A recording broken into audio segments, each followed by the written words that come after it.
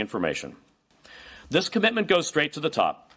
The President and I have been speaking regularly about this outbreak, and I have been speaking with the senior officials at HHS and the White House multiple times each day since the outbreak began to represent an international threat. The President is highly engaged in this response and closely monitoring the work we're doing to keep Americans safe. I'll give you a brief sense of the work being done across HHS beyond the CDC activities that I've mentioned. Our emergency response arm, the Assistant Secretary for Preparedness and Response, or ASPR, is assessing the level of preparedness we have with the Strategic National Stockpile, which includes pharmaceuticals and other necessary medical supplies. HHS's Administration for Children and Families is working with the State Department to assist any Americans who will need assistance being repatriated to the United States. NIH, ASPR, and FDA are pursuing research into and assessing the possibilities for vaccines, diagnostics, and therapeutics, which is necessarily a longer-term project. In addition to the work being done in government, there are basic precautions all Americans can take. Healthcare providers should be on the lookout for patients with travel history to China, especially Hubei province, and for relevant symptoms. Late on Monday, the CDC and the State Department issued a Level 3 travel advisory for all of China. This higher level of alert means that Americans should reconsider or postpone travel to any part of China. The State Department has also maintained what they call a Level 4 warning for Hubei, meaning Americans should not travel there. In closing, I'll remind the American people one more time. We are working hard to keep you safe. We are constantly preparing for the possibility that the situation could worsen, and your health and safety has been and will be our top priority. To discuss more about the current state of the epidemiology and CDC's work, I will now hand things over to CDC's Director, Dr. Robert Redfield. Thank you. Thank you, Mr. Secretary, and thank all of you for joining us here today as we discuss the latest developments that are involved in this situation. It is a rapidly changing situation in the United States and throughout the global community. Right now, we know of 18 international locations that have identified cases of this new virus, including the United States. To better protect the health of the American public during the emergence of this novel coronavirus, and based on the evolving information from China, CDC has reassessed its entry strategy and decided to expand to screening travelers from the 5 airports originally to 20 airports in the United States. My thoughts and prayers are with all the healthcare providers and frontline responders that are handling this public health threat, as well as the people of China. I know that many Americans may be worried about the virus, and I wanted to let them know a few things that they can do. Everyone has a role to play in helping contain the spread of this virus. CDC, in conjunction with the State Department, has updated our travel guidance and now recommends that travelers avoid unnecessary travel to China. It's currently the flu season and respiratory disease season, and there's a lot of respiratory disease out in our nation.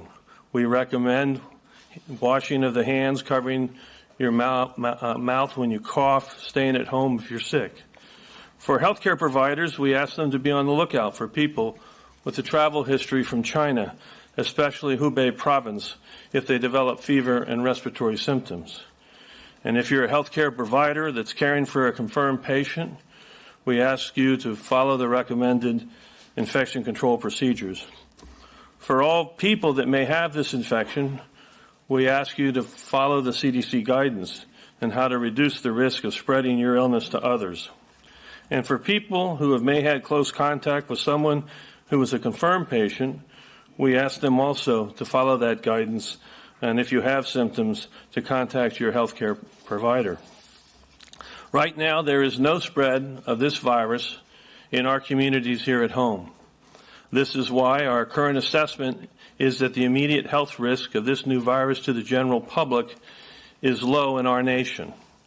The coming days and weeks are likely to bring more confirmed cases here and around the world, including the possibility of some person-to-person spread. But our goal of the ongoing U.S. public health response is to contain this outbreak and prevent sustained spread of the virus in our country. Now I'd like to turn over this briefing to Dr. Nancy Messonnier, who is the Director of CDC's National Center for Immunization and Respiratory Diseases. Thank you, Dr. Redfield. I want to take a few minutes and let you know what the CDC teams on the ground in Arizona, California, Illinois, and Washington State have been doing to assist the state and local public health department contact investigations. Contact investigation means tracing everyone who comes in direct contact with the confirmed case of this new virus. It's essential that we detect illness among contacts in order to make sure that if these contacts are infected, they get the best and most appropriate care, and they understand what steps they must take to prevent spreading of the illness to others. Contacts are watched for signs of illness for multiple days after the last day that they were in contact with a patient. If the contact develops a fever or respiratory symptoms, they will be tested to see if they are also infected. Right now, we have only a handful of patients with this new virus in the United States. We're conducting contact tracing for every one of those patients because we still think this strategy will allow us to contain the outbreak. I want to thank the patients here in the U.S. that have this new virus, as well as their close contacts, for their cooperation during these investigations. I also want to take a minute to thank our public health colleagues at the state and local level, as well as all the healthcare staff who have been caring for these patients.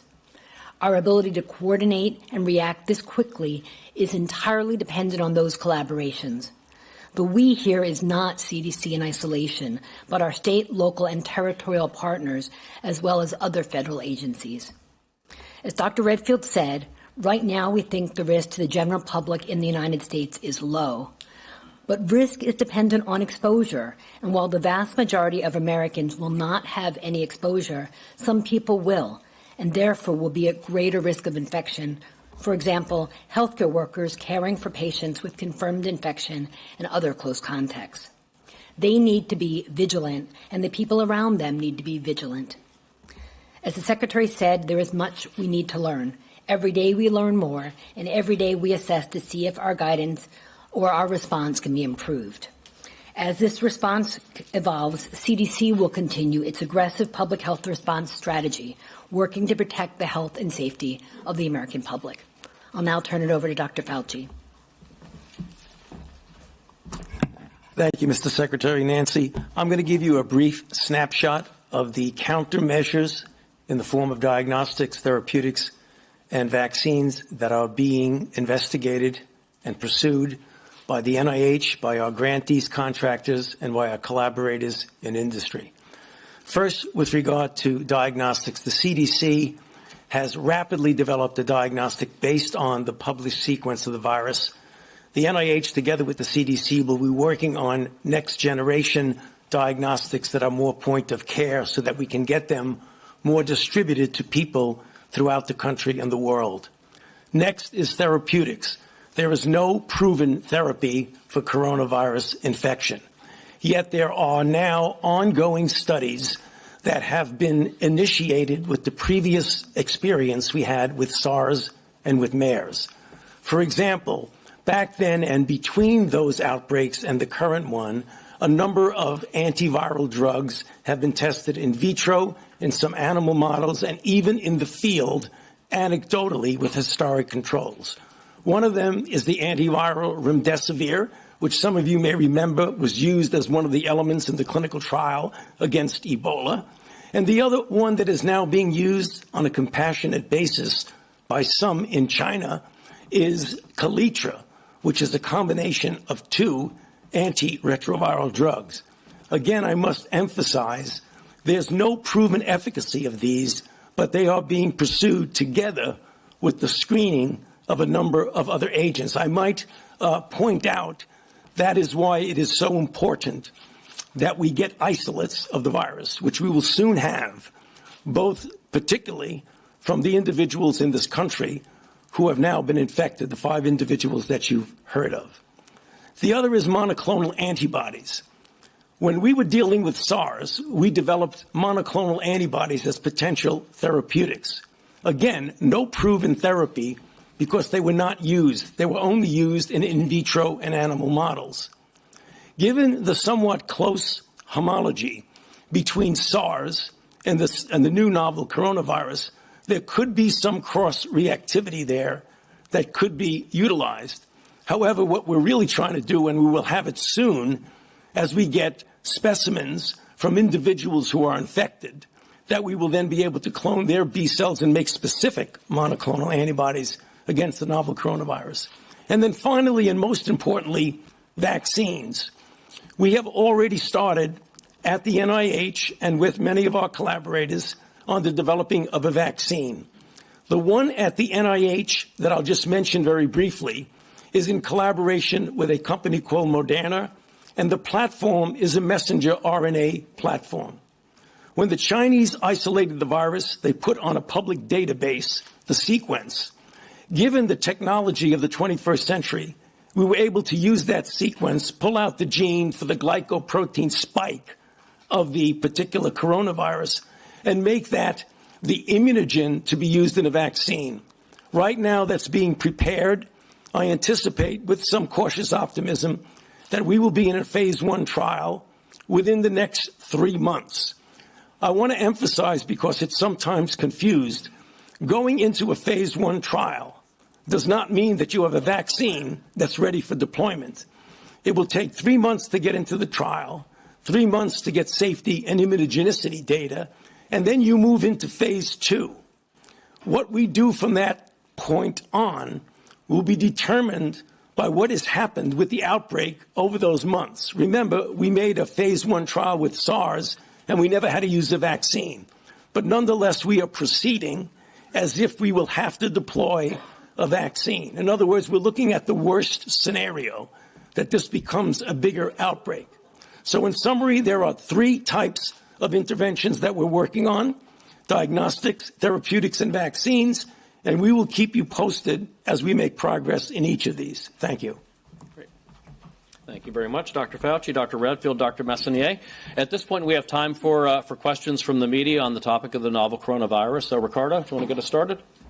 Yes. If you'll wait a second, just because of the live streaming, to get a microphone before you ask your question. Thank you. Okay, thank you. Yep. Yeah. Ricardo Alonso Zaldivar with AP.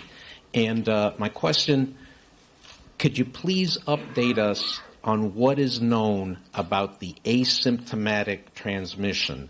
In other words, people catching it from somebody who doesn't show symptoms. And could you also tell us how long after a person is exposed does it take for the testing to pick up the virus? Great. Let me ask Dr. Messonnier to take that.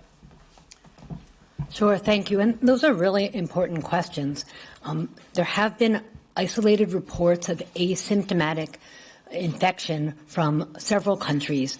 Those are countries that only have a few cases, as opposed to, for example, in China, where the majority of cases are. We're looking at that data closely. It's important to know that right now in the United States, we have only 5 cases, and we have no evidence of human-to-human transmission from those cases. Those cases themselves traveled to China, and so that's an example of direct transmission from China. But that's something we're watching closely, and obviously as more information becomes available, we would have to change our operations if indeed that was a significant issue. In terms of how long it will take from the time that you're infected to develop a positive test, what I can tell you so far is that the patients that we've seen in the U.S. have tested positive, and we're following them.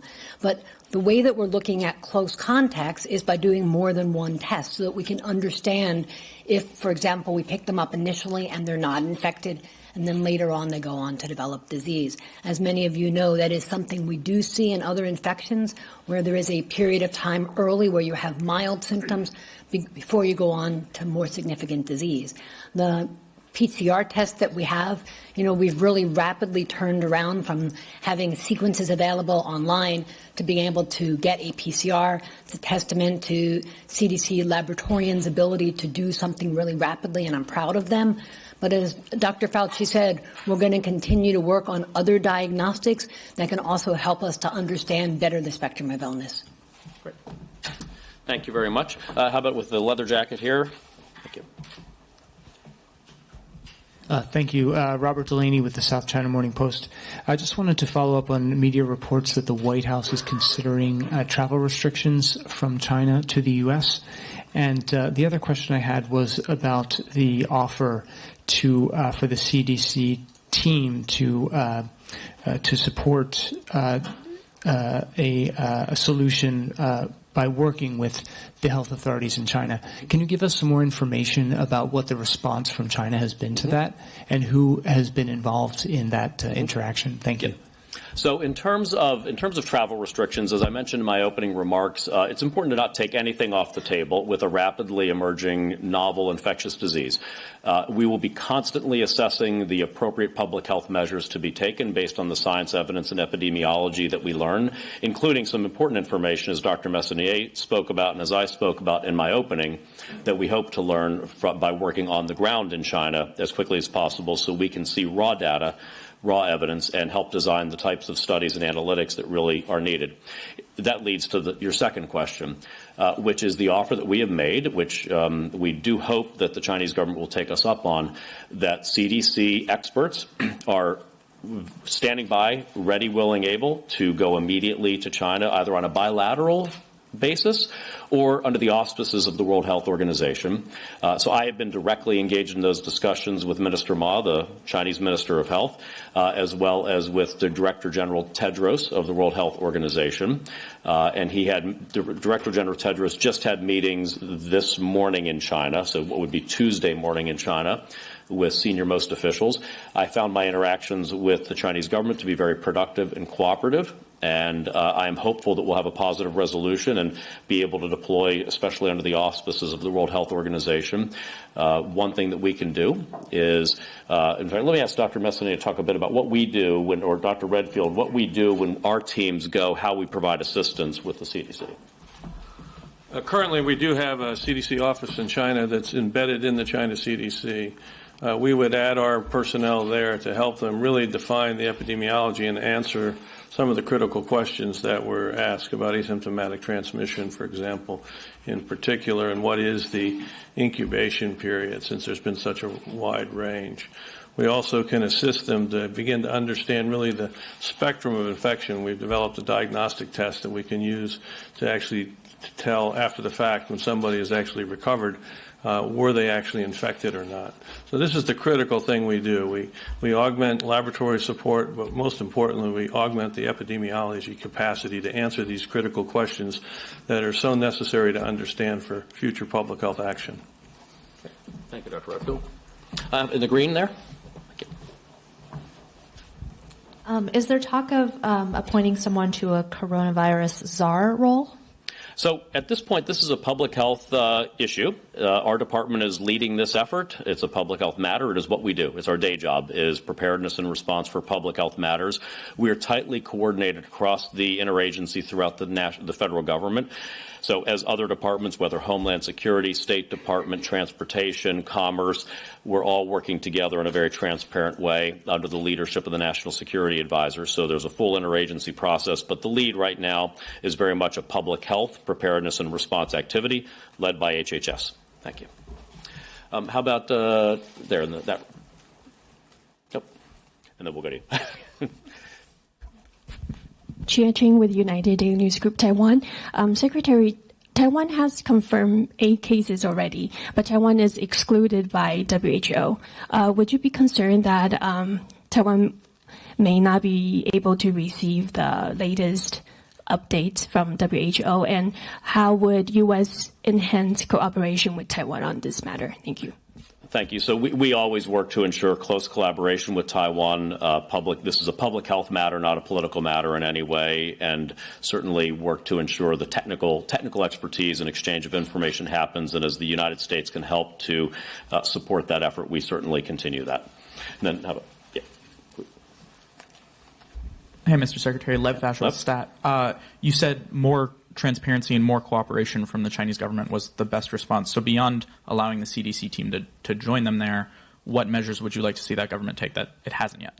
So first, having lived through the SARS episode, I can say that the posture of the Chinese government, levels of cooperation and interaction with us is completely different from what we experienced in 2003, and I want to commend them for that. They are still obviously learning just as we are about a rapidly emerging infectious disease situation, but getting WHO, CDC experts on the ground to be able to assist the Chinese experts. This is a major issue, major public health issue, and we basically just need the best public health people we have in the world working on this right now. And so getting them there to do the types of work that Dr. Redfield and Dr. Messonnier have spoken about. In addition, as Dr. Fauci mentioned, the more actual isolates that we can get, actual live isolates we can get, the more robust we can ensure any therapeutics or vaccines would be, more targeted on top of the genetic sequences that has been shared. I mean, it is excellent that China put the genetic sequencing online and complied with the international health regulations work. That was what enabled our teams at the CDC. This is really a historic accomplishment. Within 1 week, the CDC had invented a rapid diagnostic test. Within weeks, we have a candidate vaccine out of NIAID that we're working on. This is really remarkable, and that rests on a foundation of transparency and collaboration under the international health regulations, sharing genetic sequencing and isolates. Thank you. Yes, please, Tony. Yeah, the other thing is in the area of research. I mean, everyone appropriately is concentrating on the public health aspects of it, which are absolutely critical. But we've been collaborating with Chinese scientists. Many of them have actually trained in the United States. So it would really be very nice if we could get more open interaction, not only in a public health arena, but also on sharing research data and research endeavors. So it's a combination of the two. This right here in front here? Yes. I'll wait for the mic, please. We'll get that. Yeah, hi. This is Issam Ahmed from Agence France Presse. Obviously, we're in a containment mode and firefighting mode right now with regards to the coronavirus and learning more and diagnosing. But on a broader level, what does this new coronavirus tell you about coronaviruses in general and how we can contain them with regards to keeping wild animal markets and consuming those wild animals? Should this be the focus so that we're not always looking for the next coronavirus which is about to come out? Maybe Dr. Redfield. Thank you for your question. I think first I want to say that it's really important, although we know a lot about SARS and we know a lot about MERS, we really don't know a lot about this new coronavirus. And I would be reluctant to encourage people to translate knowledge from those two viruses to this virus. That's the first thing that I would say. So as we learn, for example, we don't actually know how this virus jumped into man. Bats are the most common, source of these viruses in general, so that's the larger assumption. But what was there a second vehicle or not? And if so, what it was? Like MERS, it's camels, So I think we're still learning, and we're trying to, we're going to sort of stay where the data is.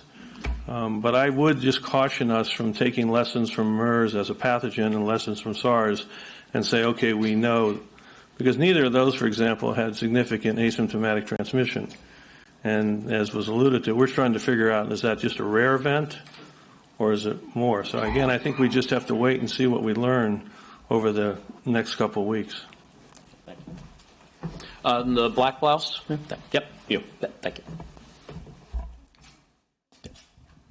Hi, Brianna Ely from Politico. I was just wondering if you guys are considering declaring a public health emergency for the outbreak? Yeah, so we have various authorities that we use. One of them, as you mentioned, is Section 319 of the Public Health Service Act, which is a public health emergency.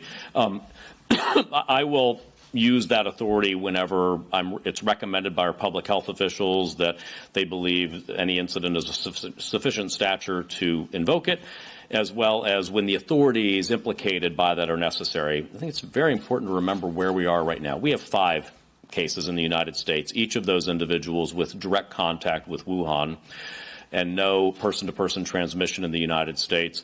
But I won't hesitate at all to invoke any authorities I need to ensure that we're taking all steps to protect the American people. Won't hesitate in the least, but I'll do it when it's appropriate under the standards that we have and the authorities that I need. Yes, in the front here. Wendy Jones, NBC. When will the additional airport screenings start? And the current charter plane returning from Wuhan with Americans, will those people go into quarantine in California, and for how long? Let me ask Dr. Messini if you could take as much of that as you'd like. Sure. Let me take the first part, which is, as you know, we have been over the past week doing enhanced screening at 5 airports, specifically around travelers returning from Wuhan. What we're doing is expanding our activities to 20 quarantine stations and really building on our regular day-to-day activities at those quarantine stations. So our regular activities at quarantine stations focus on identifying ill patients, and that's what we're going to be doing here, identifying ill travelers returning from China so that we can make sure that they're appropriately treated so that they don't pass on this illness to others. But also it's an incredibly important opportunity for us to educate those returning travelers about the signs and symptoms of this novel coronavirus. They are an important part of the equation. We want travelers to understand that even if they don't have symptoms when they come back to the United States, if they develop symptoms, they should contact their healthcare provider immediately. So that's a really important part of this expansion, identification of ill passengers, but an opportunity to educate them so that they can be part of helping us contain this disease. And then with regard to the flight of individuals who are connected to the U.S. Embassy consulate in Wuhan returning with family members, we will be heavily engaged with that flight and the transport of those individuals. They'll be screened, evaluated constantly. There will be physicians on the flight. And we'll take whatever the appropriate evidence-based public health measures are with them as we would in any other situation. So that'll all be dependent on what we learn as we screen, speak to people, as we do the type of evaluation we would do in any type of infectious disease contact tracing type activity. In the back there with Ty. Hi, Jason Barty from Think Global Health. I wanted to ask about the rapid diagnostic test. Is it going to be used for routine screening, and can you comment on the efficacy of the diagnostic, given that the rapid flu test produces false negatives, I've read? Nancy. Yeah, thanks for allowing me to clarify. This isn't the same thing as a rapid flu test. I'm calling it a rapid test, but sort of it's technically an RT-PCR, a rapid real-time PCR. This is a test that is much more sensitive and specific than some of the rapid flu tests.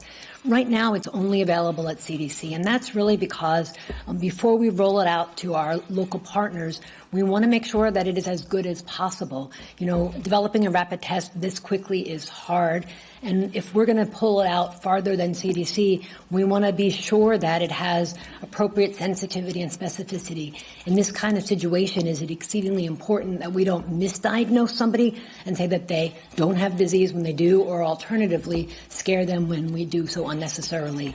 We are moving as quickly as possible to get that test closer to where the patients are, and I expect that to be available more locally within a week or two.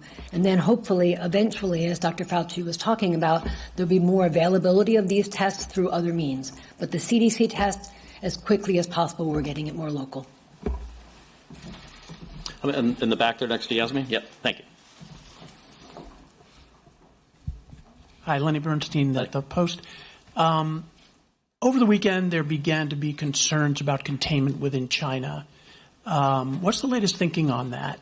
Are you feeling any different than, say, Saturday or Sunday about the possibility of this being contained within China? And given how few infections are outside the country and no deaths, does that tell us anything about the lethality of the virus?